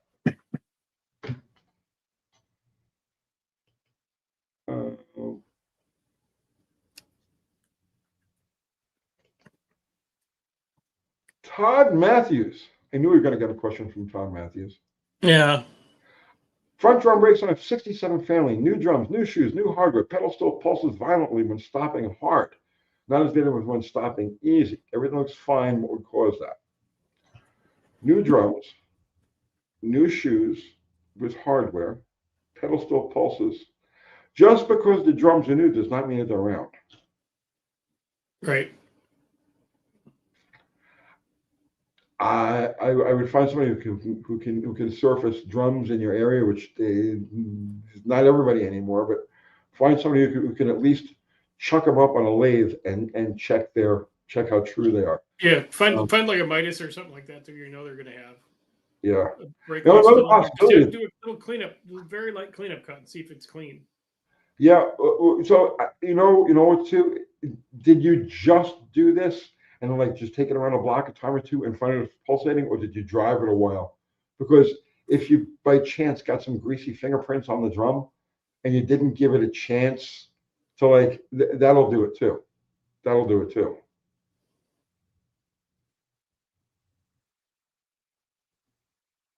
New drums, new shoes, new hardware. Yeah. Andrew Button, do you ever measure your brake pressures for variations? Only with my foot. Yeah. Yeah, if you step on a brake and it pulls one way or the other, and then go looking for it. But really, what could give you a pressure variation? You've got a common cylinder, you have a common feed, and then you have a T or through the proportioning valve, and both brakes are going to get even pressure through the proportioning valve. So what else would give you uneven pressure? And at that point, you have to say, well, the individual wheel cylinders or the caliper sticking or binding or not, or the brake hoses are really the only places where you can find a pressure problem that would be a differential between the two.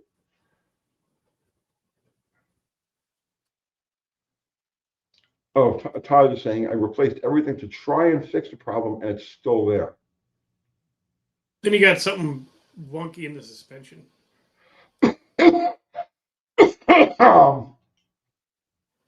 So have you tried rotating the tires? You might have a tire that's distorting. It may have a broken belt or just on its way out. And it's aggravated when the weight of the car is pushed down on it. Bushings, it's a Ford, right? You said it was a Ford? Yeah, it's Fairlane. So he's got the front strut bushings, strut rod bushings. Yeah, the front strut bushings and a lower control arm. Yeah, if they're wiped out, that thing will. Yeah, yep. There you go. That's it. Found your problem, bro. Check the strut rod bushings.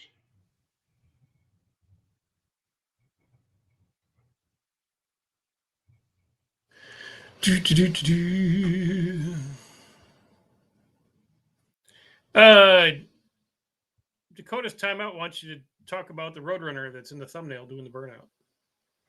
It's not a Roadrunner. That was a 70 GTX. It was a 440 automatic car. I converted it to 4-speed, and that picture was taken probably on South Avenue, Staten Island.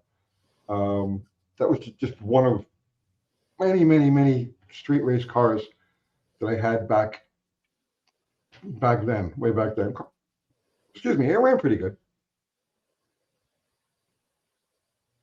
That picture would have been taken probably around 1982 or 3. Oh, I have a story. I'm sorry, Dr. Art. No, it's story time with Uncle Tony. Come on, let's hear it. I have a quick story about that car. Okay, there was a shop in New Jersey called BBC, Bontempo Brothers Competition, and these guys were sharp. I mean, like they were really good. Okay, but they were a Chevy shop. They were like they didn't want anything to do with Mopars. And I went there with a buddy of mine to pick up some parts for his Chevy, and they had that GTX parked in front of the place, and they wanted like $1,500 for it.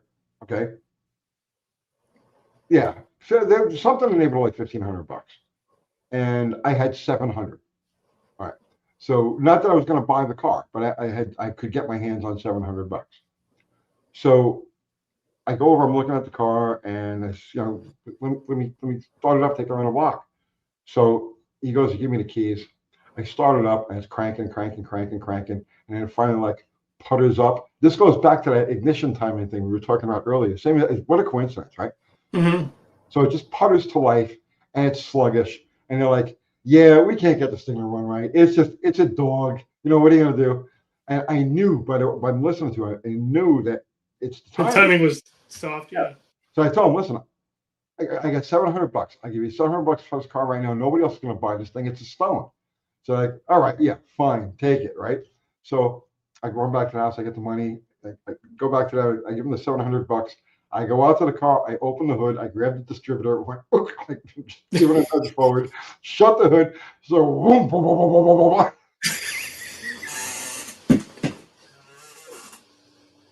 If I'm lying, I'm dying. I mean, Kathy would remember that. Kathy would remember that.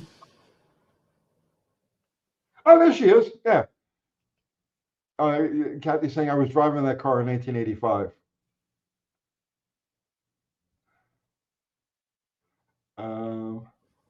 Mopar Man, I figured that Tony put the used Whiplash cam in Battle Rocket. That was like 2 or 3 cams ago. I had that cam in there for just a little while. It was a good cam, but not what I needed.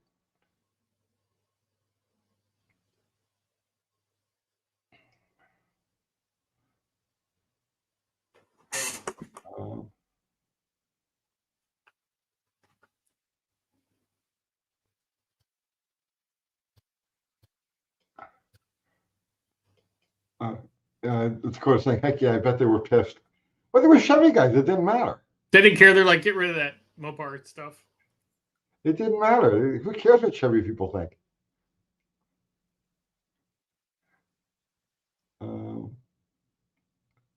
Kathy's saying you got the car for your Do you remember what we paid for it, Kat?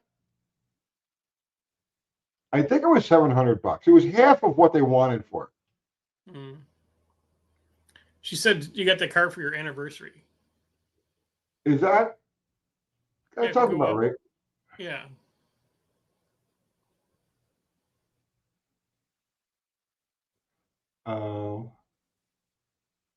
Is that cam the best bang for the buck for mostly stock 318 and basic compression?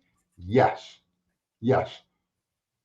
But that said, okay, really, you could take any mid 500 lift, like 500, 525 lift, and anything more than that, you got to start going into valve, the trimming valve stem, valve guides. So lift any lift in the 480 to 520 inch range on like a 107, like a short choppy cam. Install it 6 or 7 degrees advanced, and you end up with exactly what the Whiplash cam is. She says we paid $800, and it was all the money we had. Well, sometimes you got to spend all the money you had so you can get more money. That was the story of my life.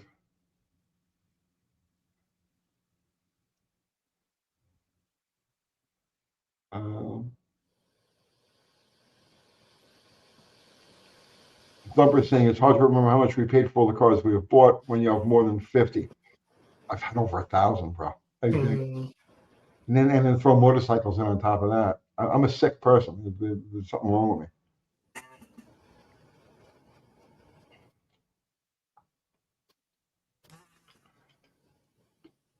Tula Toilet, he's saying, I got a 71 New Yorker the same way. The harmonic balancer slipped and they kept trying to time it with the light. Bought it, bumped the distributor by ear, drove it home. Yep.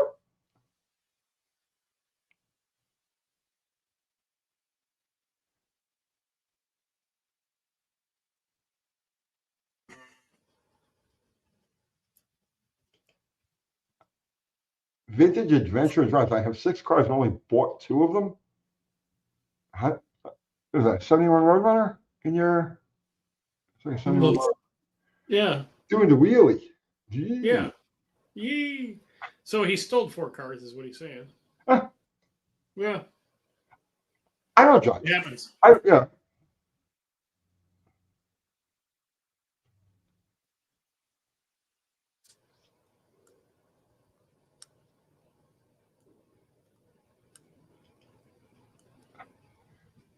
Thumper, I've been saying for a couple of months now, I am not a smart man because of what I have built and driven through the years. I agree. I'm not that you're not a smart. I mean, when I look at the stuff that I've done, it's ridiculous. but we live to tell the tale. You know what I mean? It's like, that's the thing, right? Look, 63. Nobody would have thought I'd make it this far. I didn't think I'd make it this far. It's crazy. You're probably the same way. Oh, Jeff's in here. It's an artist rendition of my 71 Satellite. To be fair, I took 4 from my dad. Does he know you took them? It's Jeff. It's Mr. Top Fuel. What's happening, man? My first car, 1969 Buick GS Stage 1, was $160. 1975 was banged up on the right quarter panel. Yeah, see, I tell people all the time about the deals we used to get on these freaking cars back in the day, and it was just they're all a few $100, and they're all muscle cars. Nobody wanted them. Yeah, nobody wanted them.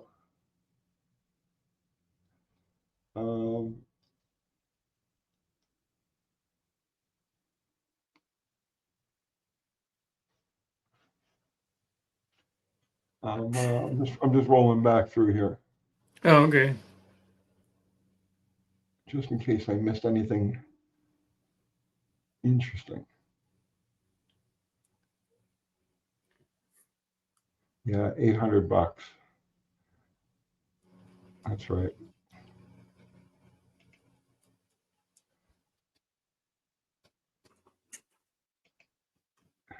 HW saying, I remember buying cars for $50 to $100, dime a dozen back then, all over the place. Oh, yeah. Wait, what was Michael Sassnas? Does tuning timing to highest manifold vacuum still hold true? I've never done it that way. Highest manifold vacuum. Kathy's saying, I think I have a GTX emblem on the top of the bookshelf. Hang on one second. So tune into the highest vacuum. Yeah, that's going to give you optimum ignition timing at idle, but that's not telling you that you're going to get optimum depending on the curve. Depends on how much of a spread you have in the ignition curve, what your total timing is going to be. So you may find that you go to total, you get a highest vacuum, but your total timing is beyond the engine's threshold for pinging. So it's an okay way. It's an okay way to time a taxi cab, but not a good way to time. Yeah, if it's just a cruiser, yeah, it'll run nice. And yeah. Let me see. She says, I think I saw a GTX demo. Top of the bookcase. Yep. She saves things. She's a saver. So, Kat, what did this come from? This came from that car? What part? I think that's what she's saying. Yeah.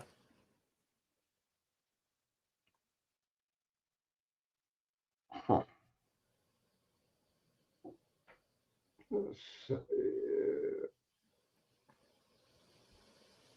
Yeah, it's the right number for it. Yeah. So there you go. That's from the green car that's on the because she's sentimental. She's like into that kind of stuff. So that's from the green car that's on the thumbnail. That's a side emblem. You sure about that?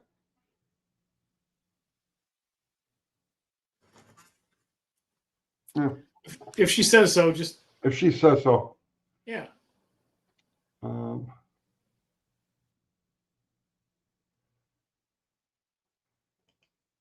SYD Rider. UTG has been on YouTube for many years now and still super interesting. Well, thank you, Rider. I appreciate that.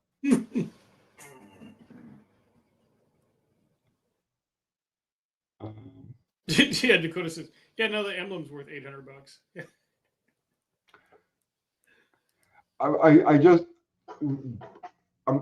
I have a local guy who's a Mopar parts dealer, and I told him I wanted to clean out my shed, I want to clean out the garage, I want to clean out my attic, I want to get rid of all of the stuff that's just leftovers from my old parts business and all.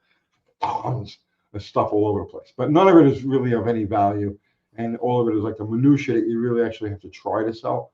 So I was like, I want all of this gone. Just come and clean me out. So he came the other day, cleaned out most of the shed, and he's coming on Friday. We're gonna do the attic and all of that. And we were just talking about this because we're the same age, and he's a dealer, Mopar parts dealer. And I was like, can you imagine what people pay for this? Can you imagine? And I was holding a part of the car. And I was like, can you imagine people actually pay money for this shit? And he's like, no, I really can't. And it's like, to me, like there isn't a single one of these cars that's worth more than like $500 or $600. You know what I mean? It's like, Cuda convertible. In my mind, it's like a $600 car, maybe $700 if it's got really nice paint. And he's like, it's not realistic, but it's true. Right.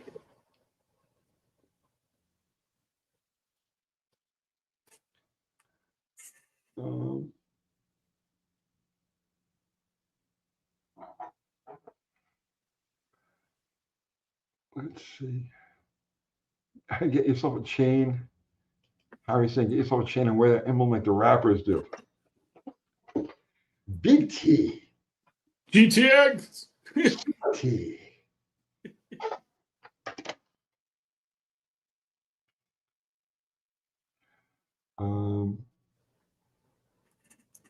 Wow, it's art. Time flew tonight. It did. I wonder how many likes we have. I can't see how many likes we have. I'll go look on the old tube of Ubes.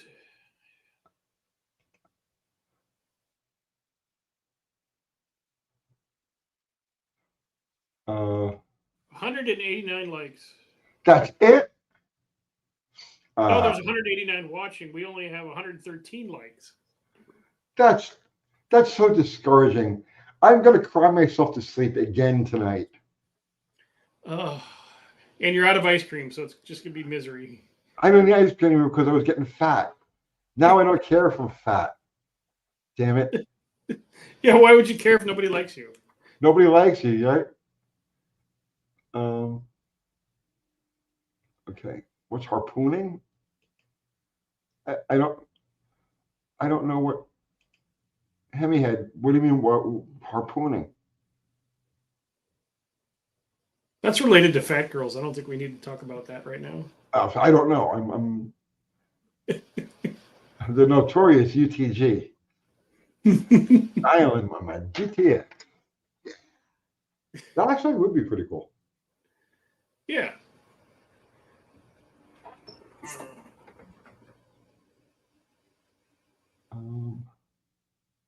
All right, Mexican Spec says we're up to 126 now. That's a little bit better. A little bit. And you figure out of all these people watching and all these likes, somebody would come and buy that damn Barracuda that's in my You car. still got the damn thing. What's up with that? It likes me, I think. You said I'm going to get rid of this thing in like an hour. Everybody in the world wanted it until it was for sale.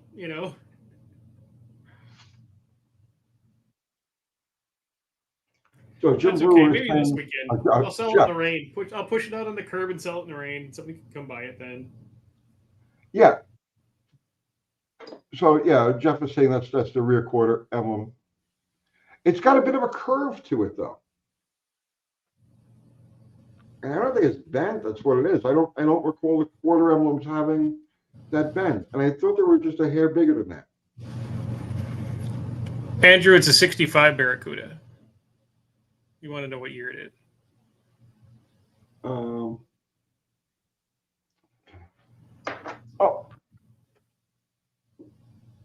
Jimmy, thank you for the super chat. Dr. Art, I watched your video on the rear end of the dragster. Your Wi-Fi coupling had me rolling. It had a Wi-Fi coupling and a Bluetooth. Fucking something else that was missing. It was, yeah. So we're going to update. So if you guys don't know, so Dr. Art pulled the rear end apart on the dragster. So he's got all the things he found disassembling it on his channel, Dr. Art's Hot Rod Rehab. And then I was going to shoot a video today talking about the setup of those cars and why you shouldn't have a spool in one. This car's got a spool. But I'm going to explain all of the reasons why those cars were run with open rears and loosely shimmed passive traction units, as opposed to a locked rear, and the difference between early cars and today's cars. But then I kept stepping all over my friggin' tongue, and I couldn't get like 2 sentences out that made sense. And then I says, I have to get out of here. And so I came back, and here we are. Do we have an open carrier for that thing, or is that something Jeff's got to go pick up?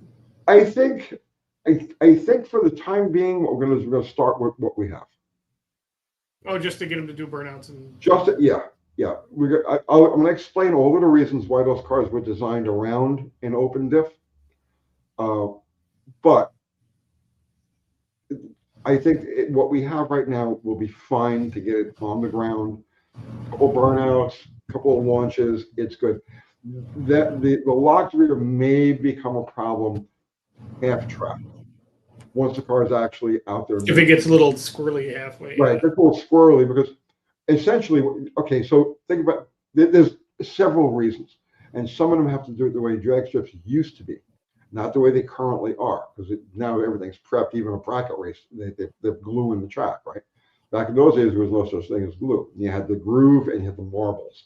So as soon as the car would get out of the groove into the marbles, if it has a locked rear, it'll try to steer the car in the direction opposite of, so if this wheel loses traction, this wheel is going to try to drive the front of the car to the right.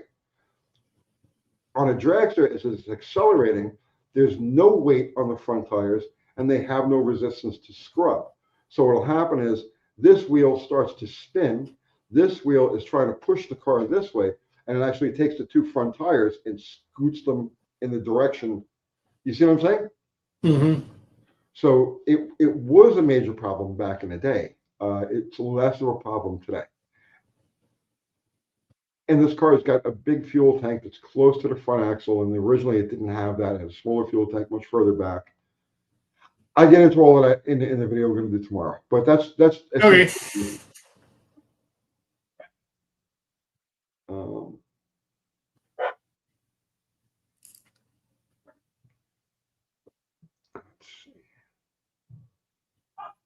Well, what you guys got to understand about the open rear net, because Dakota's talking about, right? What you have to understand is the reason you have to have a locking or a positive traction, something to equalize the power to both wheels on a suspension car. A car that has a suspension is because the rear end is trying to rotate counter engine torque. So the engine's pulling up on the left and the rear end is pulling up on the right. If you have a suspension, it unloads that right rear tire, and that's why you need to have both tires getting equal. Right? On a dragster, there's the rotational force from the engine counteracts the rotational force of the rear end. So it'll plant both tires and you'll get even traction. You see what I'm saying? And providing Right. the surface is even.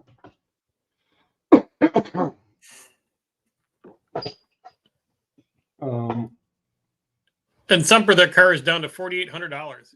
Deal at twice the price. You need to come pick it up. Blue Grid, is that just with a spool or a welded diff or all open rears? No, we're talking about slingshot dragsters. And the car currently has a spool. Current cars all have spools. But back in the day, when these cars are actually being used and the way they're designed, they would either use an open rear that was shimmed. So the spider gears were shimmed to create some resistance. So on a street car, there's no resistance at all. For a rear end that's set up for a slingshot dragster, they would shim the spiders so that there would be some resistance. Or they would use a positive traction unit or sure grip unit and take spring out of it. So it wasn't as grabby, it wasn't as efficient to accomplish that.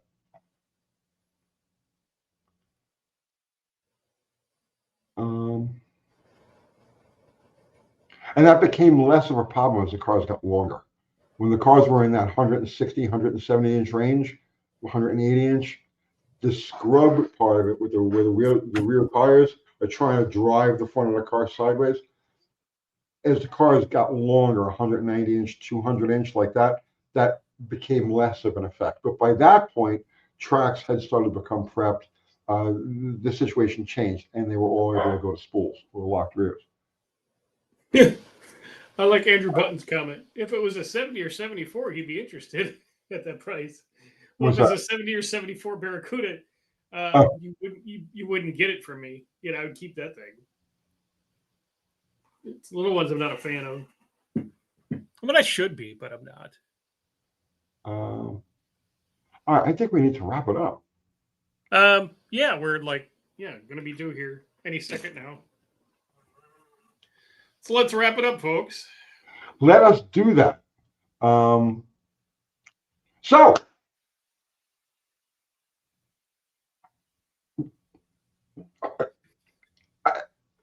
brain fart.